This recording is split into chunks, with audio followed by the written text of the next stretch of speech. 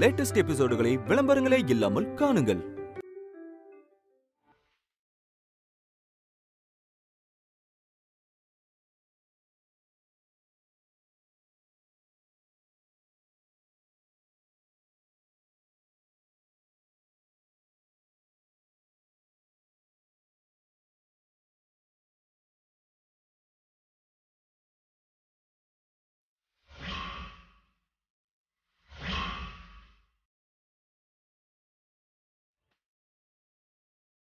பஞ்சாயத்துக்கு வணக்கம்.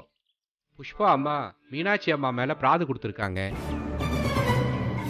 வீட்டை வச்சு 10 லட்ச ரூபாய் வாங்கினதாகவும் அந்த பணத்தை திரும்ப தரலன்னோ அந்த வீட்டையும் மெஸ்ஸையும் எழுதி தரணும்னு சொல்கிறாங்க. என்னம்மா இதானம்மா உன் பிராது? ஆமாங்க. இப்போ நீங்கள் 2 பேரும் உங்கள் பக்கத்து நியாயத்தை சொல்லலாம். அம்மா, எனக்கும் மீனாட்சிக்கும் ஆரம்பத்துல இருந்தே ஒத்து வராதுன்னு உங்க எல்லாருக்குமே நல்லா தெரியும். நாங்க நல்லா வாழறோங்கிற பொறாமை இந்த மீனாட்சிக்கு. அது மட்டும் இல்லாம அவளுக்கு 3 பொம்பளை புள்ளைங்க, எனக்கு ஆம்பளை புள்ள. தேவையில்லாததெல்லாம் இங்க பேசக்கூடாது. என்ன விஷயமோ அதை மட்டும் பேசுங்க. அம்மா, நான் அதத்தான் பேச வரேன். இதையெல்லாம் சொன்னாதானே இவ எப்படிப்பட்டவன்னு உங்களுக்கும் புரியும், இந்த ஊருக்கும் புரியும். அவசரமா 10 லட்சம் தேவைப்படுதுன்னு இந்த மீனாட்சி என்கிட்ட பணம் கேட்டா. அதுக்கு அந்த வீட்டை வச்சு பணத்தை தான்னு சொன்னா. 10 லட்சம் ரூபாய் தந்தா உன்னால அதை திருப்பி கொடுக்க முடியுமா? நீயே கஷ்டப்படுறன்னு நானும் என் வீட்டுக்காரரும் எவ்வளவோ எடுத்து சொன்னோமா. ஆனா இந்த மீனாட்சி கேட்கவே இல்லை.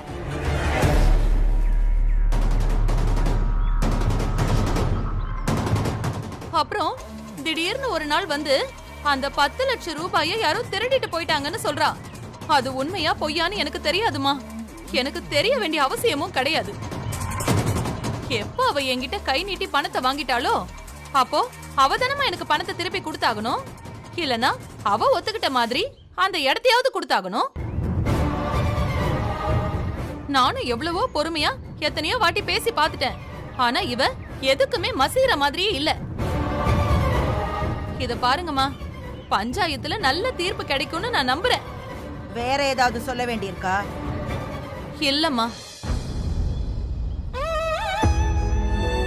இப்படி எல்லார் முன்னாடியும் வந்து நின்னு பேசவே எனக்கு அவமானமா இருக்குமா.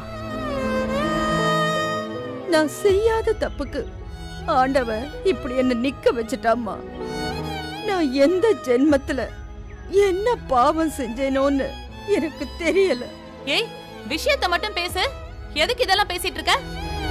புஷ்பா, இதெல்லாம் நீங்க சொல்லக்கூடாது. நான் பாத்துக்கிறேன். நீங்க சொல்லுங்கம்மா. அம்மா, அந்த வீடும் அந்த மெஸ்ஸும் தான் எங்களோட ஒரே வாழ்வாதாரம். என் 3 குழந்தைங்களோட என் புருஷன் என்ன நிர்கதியா விட்டுட்டு அவங்க பின்னாடி போனப்போ என்னையும் என் பொண்ணுங்களையும் காப்பாத்தினது அந்த வீடும் அந்த மெஸ்ஸும் தாம்மா.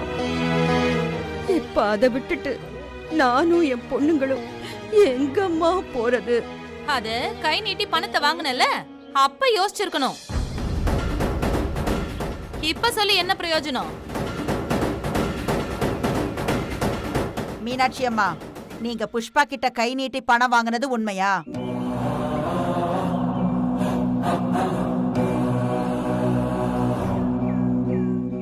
நாளைக்கு பஞ்சாயத்துல நம்மள கேட்கும் போது நாம அந்த 10 லட்சத்தை வாங்கவே இல்லைன்னு சொல்லிட்டா அவங்களால என்ன பண்ண முடியும்? ஒண்ணும் பண்ண முடியாதுல்ல. சொல்லுங்க மீனாட்சி அம்மா, நாங்க இங்க உங்களுக்காக தான் கேட்டுக்கிட்டு இருக்கோம். சொல்லுங்க. அம்மா, இவங்க கிட்ட கை நீட்டி நான் 10 லட்சம் ரூபாய் பணம் வாங்கல.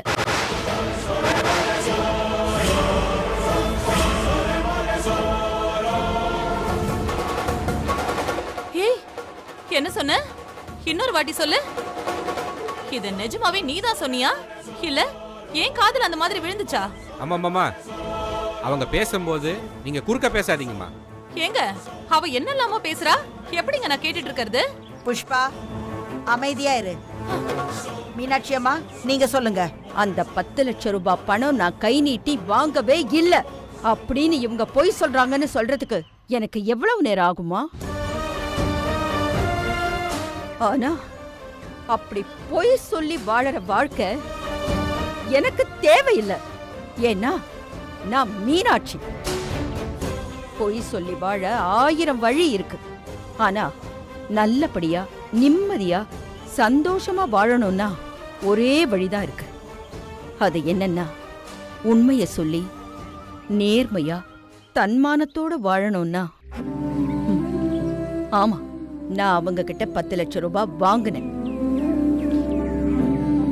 அம்மா, எனக்கு அந்த 10 லட்சம் ரூபாய் பணம் தேவையே இல்ல. ஆனா இவங்க சொல்ற மாதிரி எல்லாம் இல்ல. நான் கேட்டதா சொன்னாங்கல்ல, அதெல்லாம் பொய்யுமா? நான் நம்பி இருக்கிற அந்த அம்மன் ஆசீர்வாதத்துல நானும் என் பொண்ணுங்களும் நல்லாவே இருக்கோம்மா. நாங்க 4 பேருமே உழைச்சி நாங்க 4 பேருமே மெஸ்ஸ பாத்துக்கிட்டு இருக்கோம். அந்த வருமானமே போதும்மா. இவங்க கொடுத்த 10 லட்சம் எங்களுக்கு தேவையே கிடையாது. இவங்க 2 பேரும் என் வீட்டுக்கு வந்து என்ன வற்புறுத்துனாங்கம்மா. உன் வீட்டை எங்களுக்கு எழுதி கொடு அப்படின்னு மிரட்டுனாங்க. அம்மா, நான் எவ்வளவோ அடிச்சுக்கிட்டேம்மா. அப்படி இருந்தும் அந்த 10 லட்சம் ரூபாயை எடுத்து என் கையில திணிச்சிட்டு திரும்பி பார்க்காம ஓடி போயிட்டாங்கம்மா. ஆனா எனக்கு அப்ப ஒண்ணுமே புரியல. ராத்திரி பூரா தூக்கம் இல்லாம நானும் என் பொண்ணும் இவளுக்கு தான். இந்த உண்மையெல்லாம் இவளுக்கு தான் தெரியும், மத்தவங்களுக்கு தெரிய கூட தெரியாதுமா. எல்லாத்தையும் மறைச்சு என் இதயத்துக்குள்ள வச்சு எனக்கு பைத்தியம் பிடிச்ச போற மாதிரி இருந்ததுமா. அப்படியே காலையில அப்படியே எந்திரிச்சு இவளை கூட்டிக்கிட்டு அப்படியே அவங்க வீட்டுக்கு போனேம்மா. போய் நான் அந்த பணத்தை திருப்பி வச்சுக்கங்க, எனக்கு வேண்டான்னுட்டு ஒரு கும்பிடு போட்டேன். ஆனா அப்பவும் எங்களை அசிங்கப்படுத்தி அவமானப்படுத்தி என் வீட்டை எழுதி தர சொல்லி மிரட்டி எங்களை துரத்திட்டாங்கம்மா. அம்மா, நீங்க நம்பினாலும் நம்பலேனாலும் இதுதான் உண்மை. நாங்க 2 பேருமே அப்படியே அந்த வீட்டை விட்டு அந்த மொன வரைக்கும் தான் போனோம்மா. மொன வரைக்கும் தான் நாங்க போனோம். அப்படியே திரும்பினோமா. யாருன்னே தெரியலமா. எப்படி வந்தான்னு கூட தெரியல. எவனோ ஒருத்த வந்து அப்படியே அந்த பணத்தை புடிக்கிட்டு போயிட்டாமா. நல்ல கதை.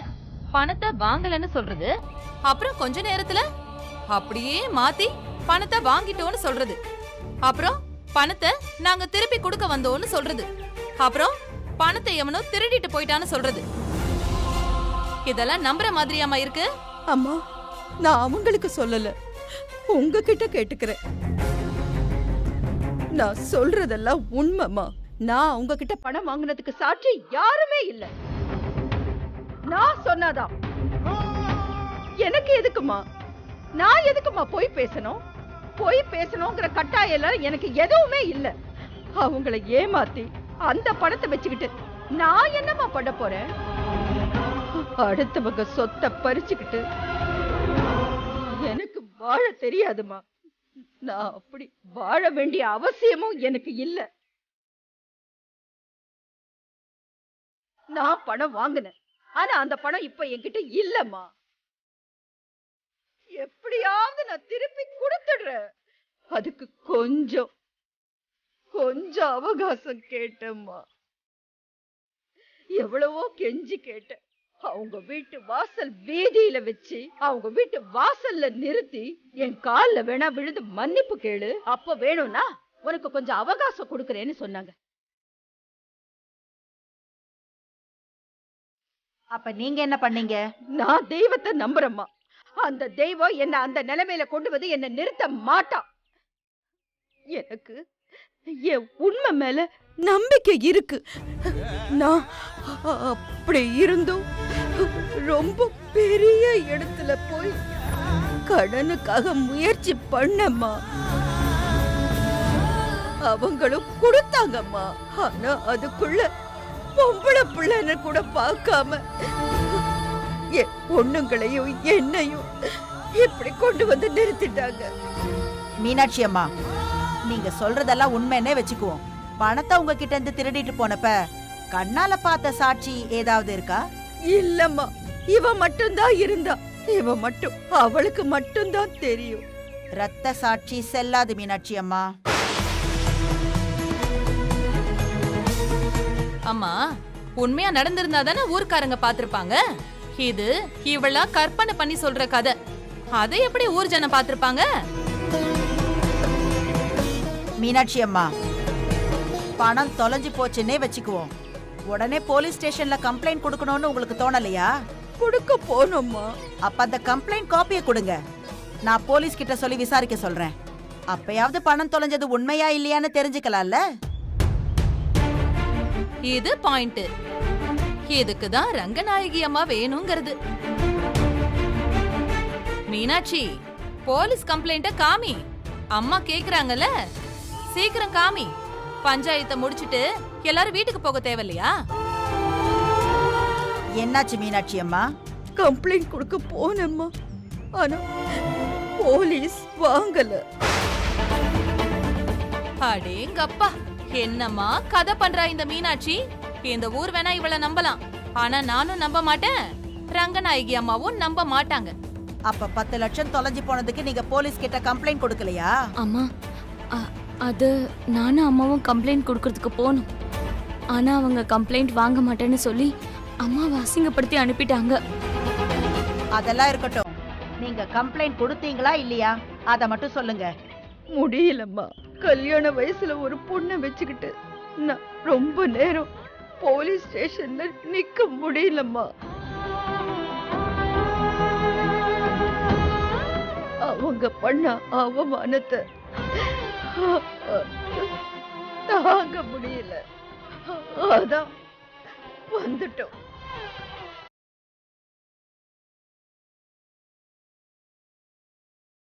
மா, என்னம்மா இவ்ளோ நேரம் யோசிக்கிறீங்க? கை பொண்ணுக்கு கண்ணாடி எதுக்குமா? எல்லா விஷயமும் தெள்ள தெளிவா தெரிஞ்சு போச்சு. இன்னும் எதுக்குமா யோசிச்சுக்கிட்டு? சட்டு புட்டுன்னு தீர்ப்ப சொல்லி விடுங்க.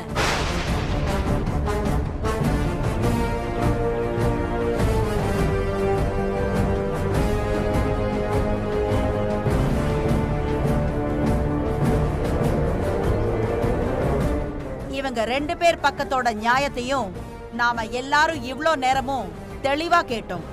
இப்ப என்னோட தீர்ப்ப சொல்ல வேண்டிய நேரம் வந்தாச்சு. மீனாட்சி அம்மா ரொம்ப நல்லவங்கன்னு இந்த ஊரே சொல்றத நானும் கண்கூடா பாத்திருக்கேன். ஆனா இன்னைக்கு அவங்க பக்கம் எந்த ஆதாரமும் இல்ல. ஒருத்தங்க நல்லவங்களா கெட்டவங்களாங்கிறத வச்சு நாம தீர்ப்பு கொடுக்க முடியாது. யார் பக்கம் ஆதாரம் இருக்கோ அவங்களுக்கு சாதகமாதான் நாம தீர்ப்பு கொடுக்க முடியும்.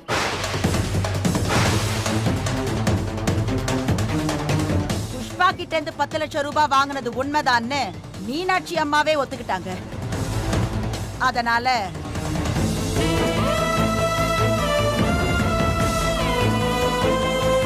நான் வாங்கின 10 லட்சம் ரூபாய புஷ்பா கிட்ட அவங்க திருப்பி கொடுக்கணும்.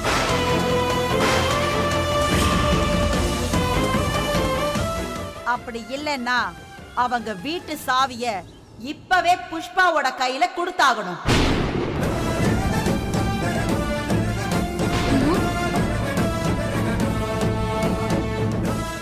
இதுதான் என்னோட தீர்ப்பு.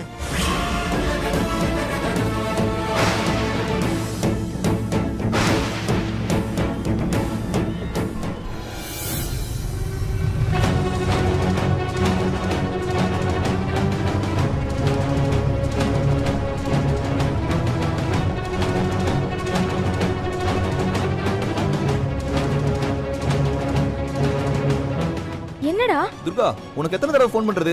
ஃபோன் பண்ணா எடுக்க மாட்டியா? திரும்ப என்ன கூப்பிடவே மாட்டேன்ற. ஏன் இப்படி பண்ற? ஏய் நில்லடி. ஏன் என் ஃப்ரெண்ட் முன்னாடி இப்படி கத்துற?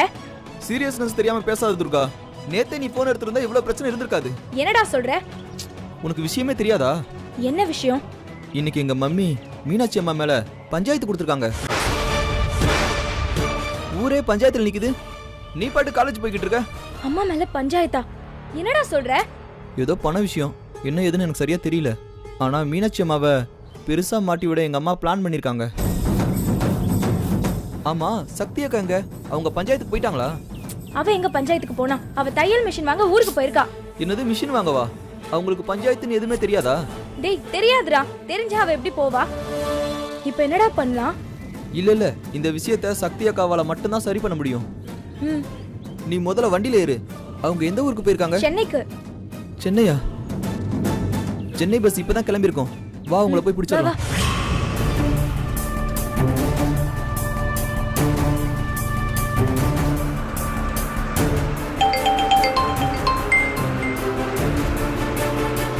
ஹலோ, சொல்லு துர்கா. ஹலோ சக்தி அக்கா, இப்போ நீ எங்க இருக்க? நீ பேசுறது ஒண்ணும் கேட்கலையே. என்ன விஷயம் துர்கா? ஹலோ ஹலோ துர்கா, கேக்குதா? அக்கா நான் பேசுறது உனக்கு கேக்குதா இல்லையா? இப்போ நீ எங்க இருக்க? துர்கா, நான் சென்னைக்கு போயிட்டு இருக்கேன்.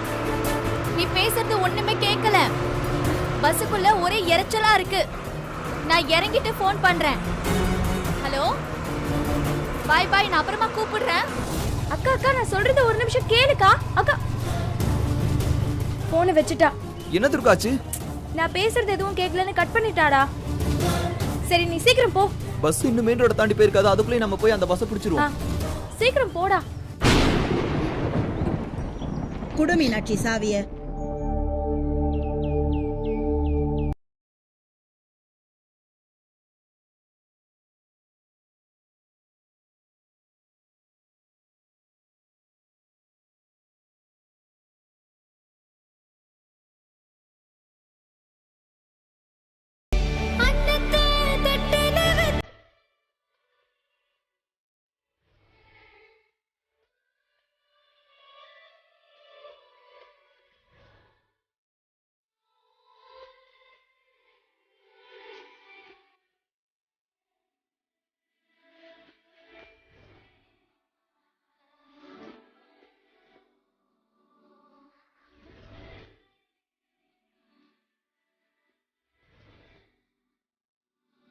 கண்ணிலே நீராட காஞ்சனலோ போராட பூத்ததே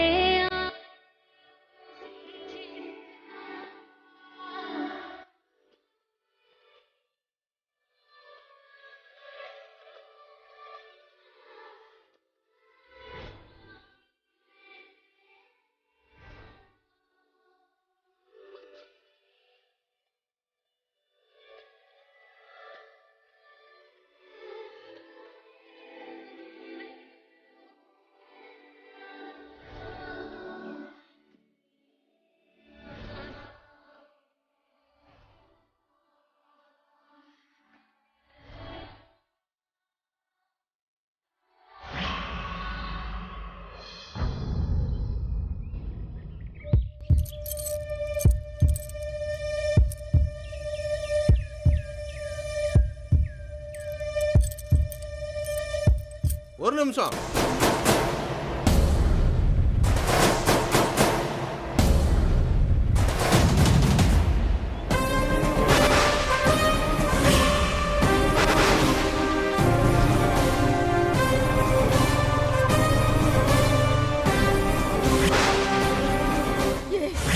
ஏய் ஏய்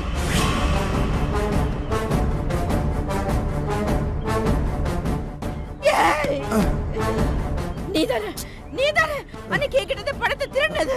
வாடா வாடா, அம்மா கிட்ட வாடா. அம்மா இதோ இவன்தாம்மா. தலையில இருக்கிறத கைட்டு சொல்லுங்கம்மா, கைட்டு சொல்லுங்க. இவன்தாம்மா அன்னைக்கு பணத்தை திருடிட்டு போயிட்டான். இவன்தான். எங்க இப்ப அம்மா கிட்ட சொல்லுங்க. இவர் கம்ப்ளைண்ட எடுத்துக்கலம்மா. ரெண்டு பேரும் பொம்பளைங்கன்னு கூட பார்க்காம எங்களை அசிங்கப்படுத்தி கம்ப்ளைண்ட் கூட வாங்கலம்மா. இந்த மனுஷன் தான் இவன்தாம்மா, இவன்தான். ஆமாமா, இப்ப விசாரிங்கம்மா. உண்மை என்னன்னு உங்களுக்கே தெரியும். விசாரிங்க, கைவிடாத.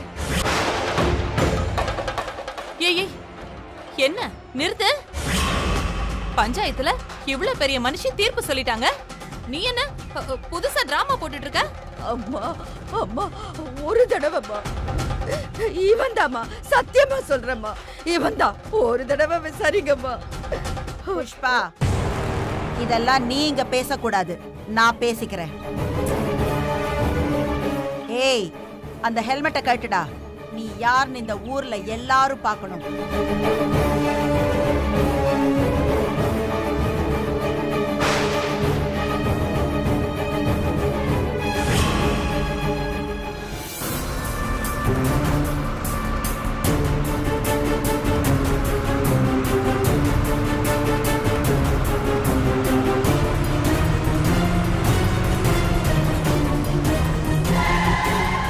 என்னாச்சு?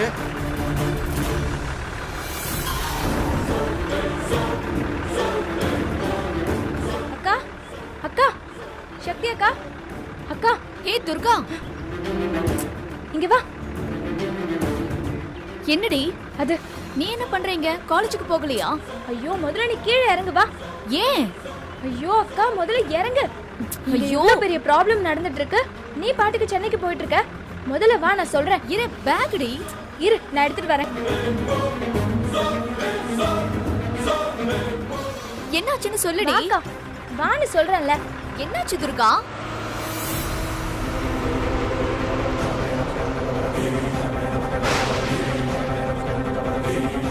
ஏய், இவன் இங்க என்ன பண்றான்? என்னாச்சு? அக்கா இன்னைக்கு பஞ்சாயத்தான். பஞ்சாயத்தா? என்ன பஞ்சாயத்து? எங்க மம்மி மீனாட்சி அம்மா மேல பிராது கொடுத்துருக்காங்களாம். அது இன்னைக்கு பஞ்சாயத்துல விசாரிக்கிறாங்களாம். ராதா எதுக்கு? எங்க மம்மி கிட்ட மீனாட்சி அம்மா ஏதோ பணம் வாங்கியிருக்காங்களாம். அதை திருப்பி தரவே இல்லையா?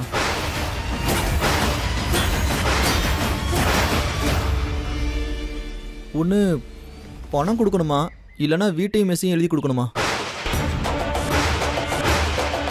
அதுக்கு தான் இந்த பஞ்சாயத்தான். அக்கா எனக்கே இப்போதான்க்கா தெரியும்.